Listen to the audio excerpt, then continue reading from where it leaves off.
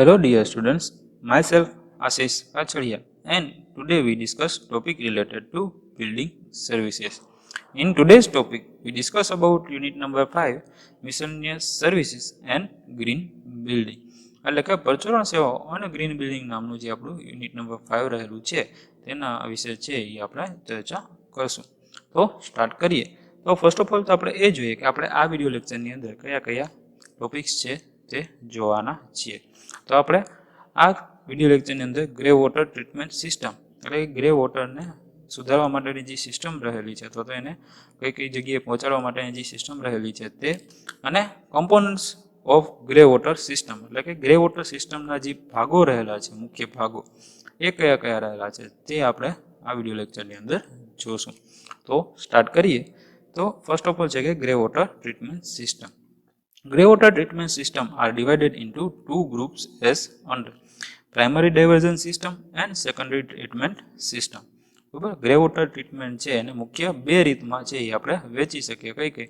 તો કે primary diversion system અને સેકન્ડરી ટ્રીટમેન્ટ સિસ્ટમ. જે પ્રાઇમરી ડાયવર્ઝન સિસ્ટમ છે એની અંદર બીજી બે મેથડ આવે છે. કઈ કઈ? તો કે ગ્રેવિટી ડાયવર્ઝન સિસ્ટમ અને પમ્પ ડાયવર્ઝન સિસ્ટમ. જ્યારે સેકન્ડરી ટ્રીટમેન્ટ સિસ્ટમ છે એની અંદર પણ બે અલગ અલગ મેથડ આવે છે. એ કઈ કઈ છે? તો કે active sludge treatment and constructed wetland. બરાબર, આ બે છે એ અલગ અલગ સેકન્ડરી ટ્રીટમેન્ટ માટેની સિસ્ટમો છે એ રહેલી છે. તો ગ્રે વોટર ટ્રીટમેન્ટની સિસ્ટમની પસંદગી છે એ કઈ કઈ બાબત ઉપર આધાર રાખે? તો કે સિસ્ટમનું ઓપરેશન અને જાળવણી કરવા માલિકની ઈચ્છા છે કે નહીં તે, ગ્રે વોટરનો સ્ત્રોત છે એ કયો કયો રહેલો છે તે, અને ટ્રીટમેન્ટ કરેલા ગ્રે વોટરનો ઉપયોગ છે એ કઈ જગ્યાએ કરવાનો છે. આ ત્રણ વસ્તુ ઉપર છે ગ્રે વોટરની સિસ્ટમ આપણે કયામાંથી એડોપ્ટ કરવી એ આધાર રાખે છે. બરાબર, પ્રાઇમરી ડાયવર્ઝન સિસ્ટમ છે એની અંદરથી ગ્રે વોટરમાંથી સ્ક્રીન વડે ઓઇલ અને ગ્રીસ તેમજ ઘન કચરો છે એ આપણે દૂર કરી શકીએ. અને પ્રાઇમરી ડાયવર્ઝન સિસ્ટમ છે એ કેવી છે? તો કે એ ઓછી ખર્ચાળ છે. જ્યારે સેકન્ડરી ટ્રીટમેન્ટ સિસ્ટમ છે ગ્રે વોટર માટેની, બરાબર, એની અંદર છે એ જીવાણુઓ અને વોટરની ટ્રીટમેન્ટ આ બંને છે એ કરવામાં આવે છે. આ રીત છે એ થોડીક વધુ ખર્ચાળ છે. પણ સેકન્ડરી ટ્રીટમેન્ટ કરેલ ગ્રે વોટર હોય એ માઇક્રો ઇરિગેશન, ડ્રીપ ઇરિગેશન અને ટોયલેટ ફ્લશિંગ જેવા હેતુઓ માટે આપણે યુઝ કરી શકીએ છીએ. બસ, તો આપણે ડિટેલમાં જોઈએ આપણે શું છે. તો કે primary diversion system. Primary diversion method use coarse screen filters or sedimentation to remove oil or grease and solid prior to discharge to the land application area. એટલે કે આ સિસ્ટમમાંથી જે ગ્રે વોટર હોય એની અંદરથી ઓઇલ, ગ્રીસ અને ઘનકણો દૂર કરવા માટે મોટા સ્ક્રીન ફિલ્ટર્સનો છે એ ઉપયોગ કરવામાં આવે છે. These systems are likely to be considered as the most economical attractive for grey water use because maintenance can usually be carried out by the homeowner. આ રીત છે એ ઓછી ખર્ચાળ અને આકર્ષક છે. શું કામ? તો કે તેની જાળવણી છે એ મકાન માલિક છે એ પોતાની રીતે અને આ રીત છે એનું જે મેન્ટેનન્સ છે અને એની સાફ સફાઈ છે એ મકાન માલિક પોતે પોતાની સાથે જ છે એ કરી શકે છે. This include the gravity diversion system and the pump diversion system. આ જે પ્રકાર છે એની અંદર છે એ બે અલગ અલગ પ્રકાર પડે છે. કયા કયા? તો કે gravity diversion system and pump diversion system. એની ચર્ચા કરીએ તો કે ગ્રેવિટી ડાયવર્ઝન સિસ્ટમ છે એ કેને કહેવામાં આવે છે?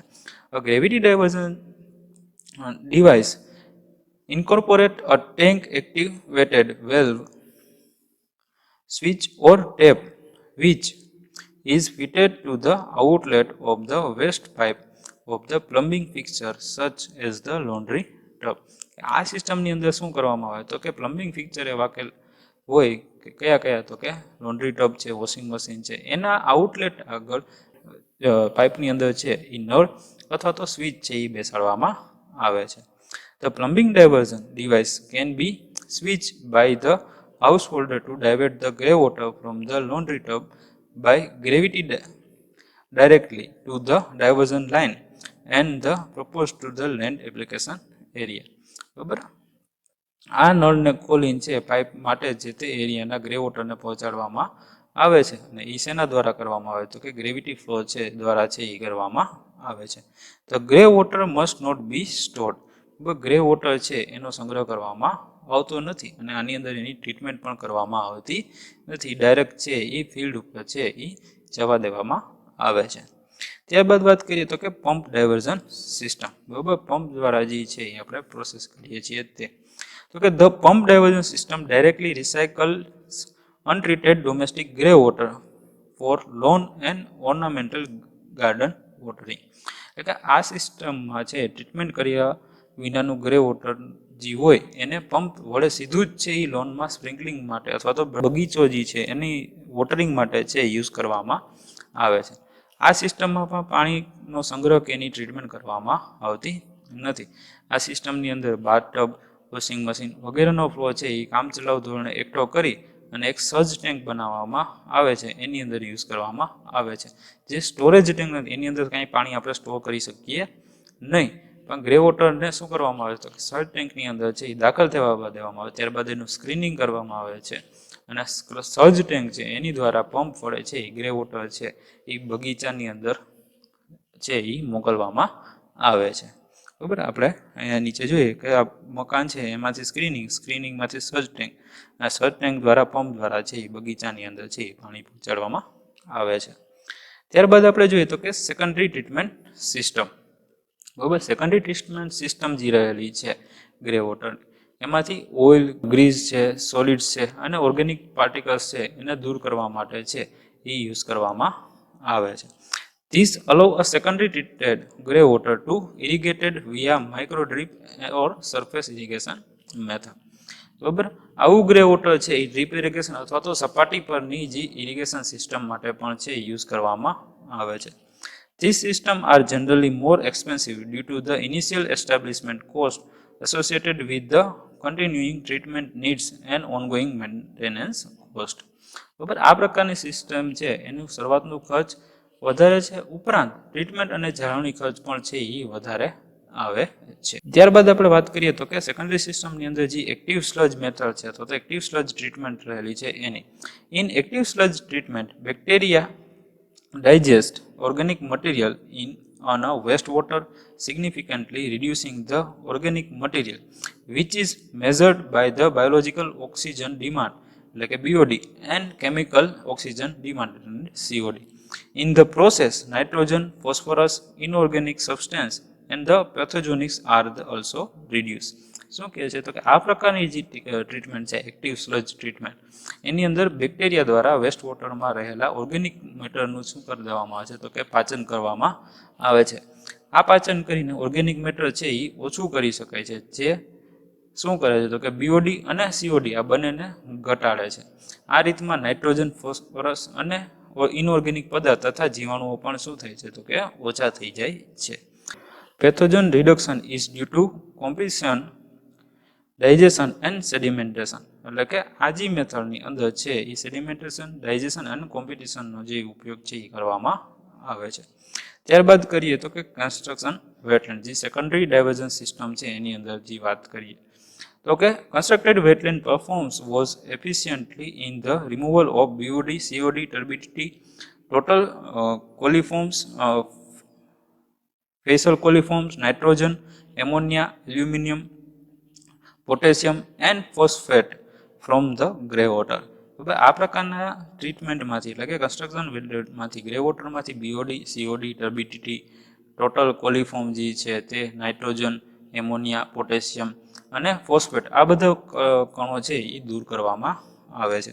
However, wetland is insufficient in heavy metal and the total dissolved solid removal. પરંતુ આની અંદર છે એ ભારે મેટલ અને ટોટલ ડિઝોલ્વ સોલિડ્સ છે એને દૂર કરી શકતા નથી. બરોબર, આ જે હતું એ શું હતું સેકન્ડરી ડાયવર્ઝન સિસ્ટમની અંદર આવેલી કન્સ્ટ્રક્ટેડ વેટલેન્ડ જે સિસ્ટમ છે તે. નેક્સ્ટ આપણે જોઈએ તો કે components of grey water system, એટલે કે ગ્રે વોટર સિસ્ટમના મુખ્ય ભાગો છે એ કયા કયા રહેલા છે. તો એની અંદર કયા કયા વસ્તુનો સમાવેશ થાય છે તો કે plumbing system, surge tank, screens and filters, pump and irrigation system. બરાબર, તો એને આપણે બધાને ડીપમાં જોઈએ તો કે પ્લમ્બિંગ સિસ્ટમની વાત કરીએ તો પ્લમ્બિંગ સિસ્ટમ જે છે એ શું કરશે તો કે ગ્રે વોટરને બિલ્ડિંગમાંથી એકઠું કરી અને ટ્રીટમેન્ટ યુનિટ સુધી છે એ પહોંચાડશે અથવા તો તેના ઉપયોગના સ્થળ સુધી પહોંચાડવા માટે પાઇપની જે સિસ્ટમની જરૂર પડે છે એને શું કહેવામાં આવે છે? તો એને પ્લમ્બિંગ સિસ્ટમ વડે ઓળખવામાં આવે છે. ગ્રે વોટરમાં વેસ્ટ વોટરની જેમ છે એ સોલિડ વેસ્ટ હોતો નથી, તેથી આની અંદર આપણે છે એ ઓછા વ્યાસવાળી પાઇપ પણ યુઝ કરી શકીએ છીએ. અને પાઇપ સિસ્ટમમાંથી હવા મળી રહે અને દુર્ગંધ દૂર થાય તે માટે વેન્ટિલેશન આપવું આપણે જરૂરી છે. ગ્રે વોટર સિસ્ટમના ચરબીના લીધે છે પાઇપો છે અમુક સમયે છે એ જામ થઈ જવાનો ભય રહે છે. જ્યારે ખાસ કરીને આ સિસ્ટમ જે છે એ વિશાળ હોય અને જમીનનું પાણી છે એ ઠંડુ હોય તો આ છે એ પાઇપ છે એ જામ થઈ જવાનો ભય રહે છે. આના માટે શું કરવું જોઈએ? તો કે પાઇપને જમીન ઉપર પાથરવામાં આવે અથવા તો પાઇપને જમીનની નીચે સીધી છે એ ગોઠવવી જોઈએ, બરોબર. અને પાઇપને લંબાઈની દિશામાં 5 mm પર મીટરનો જેટલો ઢાળ છે એ આપવો જોઈએ, બરાબર. આ જે બિલ્ડિંગ છે આ બિલ્ડિંગનું પાણી છે એ અહીંથી સર્જ ટેન્કમાં, ત્યારબાદ ફિલ્ટ્રેશન થઈ અને ત્યારબાદ પીવીસીમાં થઈ અને આખા બિલ્ડિંગની અંદર જાય છે. એને શેના વડે ઓળખવામાં આવે છે? તો કે એને પ્લમ્બિંગ સિસ્ટમ વડે ઓળખવામાં આવે છે. ત્યારબાદ આપણે વાત કરીએ તો કે સર્જ ટેન્ક. સર્જ ટેન્ક શેના માટે હોય છે? તો કે ગ્રે વોટર સિસ્ટમમાં પાણીનો ફ્લો કામચલાઉ ધોરણે એકઠો કરવા માટે સર્જ ટેન્કનો છે એ ઉપયોગ કરવામાં આવે છે, જે સ્ટોરેજ ટેન્ક તરીકે યુઝ કરવામાં આવતી નથી, પરંતુ સર્જ ટેન્કમાંથી ગ્રેવિટી ફ્લો અને પમ્પિંગ દ્વારા એપ્લિકેશન કરીને ત્યાં શું કરવામાં આવે છે કે આપણે જે પણ જરૂરી એરિયા છે ત્યાં સુધી છે તેને પહોંચાડવામાં આવે છે. સર્જ ટેન્ક છે એ સોલિડ, વોટર ટાઇટ એન્ડ ટકાઉ છે એવી હોવી જોઈએ, બરાબર. તેને કાટ લાગે તેવું હોવી જોઈએ નહીં, અને એની સાથે છે એ વેન્ટિલેશન પાઇપ છે એ પણ જોડેલા હોવા જોઈએ, બરાબર. આ સર્જ ટેન્ક છે આની અંદર છે એ વેન્ટિલેશન પાઇપ જોડેલો છે. ત્યારબાદ આપણે વાત કરીએ તો કે સ્ક્રીન્સ એન્ડ ફિલ્ટર્સ, બરાબર. સ્ક્રીન્સ એન્ડ ફિલ્ટરની વાત કરીએ તો કે ગ્રે વોટર છે એ સર્જ ટેન્કમાં દાખલ થાય ત્યારબાદ શું કરવું પડે? તો કે તે બાદ એનું સ્ક્રીનિંગ કરવામાં આવે છે અને એ પહેલાં પણ એનું સ્ક્રીનિંગ કરવામાં આવે છે, બરાબર. સ્ક્રીન વડે ગ્રે વોટરમાંથી ઓઇલ, ગ્રીસ તેમજ ઘનકણો છે એ આપણે દૂર કરી. અને સ્ક્રીન છે એ સામાન્ય રીતે પ્રાઇમરી ડાયવર્ઝન સિસ્ટમ માટે જ ઉપયોગમાં આવે છે અને આ રીત છે એ આપણે જોયું હતું કે એ ઓછી ખર્ચા છે. ત્યારબાદ આપણે વાત કરીએ તો કે પંપ. જ્યારે એપ્લિકેશન એરિયાનું લેવલ સર્જ ટેન્કના લેવલ કરતાં ઊંચું હોય ત્યારે શું કરવામાં આવે છે? તો કે સર્જ ટેન્કમાંથી પાણી છે એ પંપ વડે પમ્પિંગ કરી અને જે એરિયામાં આપણે જોતું હોય ત્યાં સુધી છે એ પહોંચાડવામાં આવે છે, બરાબર. એટલે કે ધારો કે આ સર્જ ટેન્ક છે એના કરતાં આ જે એરિયા છે આપણો ફિલ્ડ, બરાબર, એ ઊંચા લેવલે આવેલ હોય તો એનું શું કરવામાં આવે? તો કે અહીં પમ્પિંગ દ્વારા છે એને ત્યાં સુધી પહોંચાડવામાં આવે છે, બરાબર. ત્યારબાદ વાત કરીએ તો કે ઇરિગેશન સિસ્ટમ.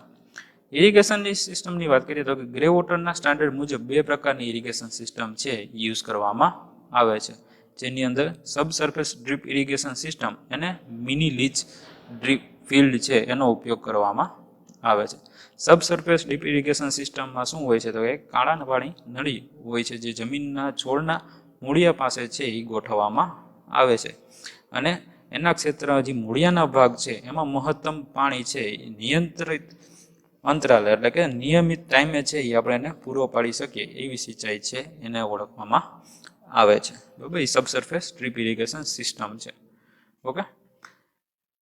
તો આપણે આ વિડીયો લેક્ચરની અંદર કુલ 2 ટોપિક્સ જોયા, જેની અંદર ગ્રે વોટર ટ્રીટમેન્ટ સિસ્ટમ જે રહેલી હતી તે જોઈ અને ત્યારબાદ components of grey water system હતા તે જોયું, ઓકે. Thank you.